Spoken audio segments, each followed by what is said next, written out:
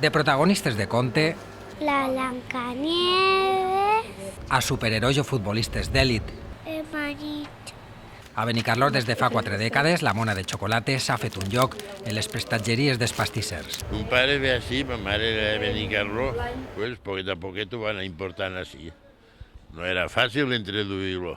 Les mones de Pasqua es modelen de forma artesanal a gust dels més menuts. Esta es Peppa, este es George y esta es una amigueta de Peppa. Les figures de xocolata recreen els seus ídols i les seves pel·lícules favorites. Les més venudes per a les xiquetes, les Frozen, que igual la Anna que la Elsa. I la Peppa Pig també. Per xiquets, los superhéroes. Els trien i els padrins segueixen amb la tradició i regalen als seus fillols el dolç estrella d'estos dies. Que les pongan algún detallito de los muñecos que ella normalmente juega o conoce, todo eso. Ell ara té 3 anyets i, si Déu vol, almenys fins que no faci els 18 tingui majoria d'edat. Això sí, amb el temps, les grans obres d'art han deixat pas a mones més menudes.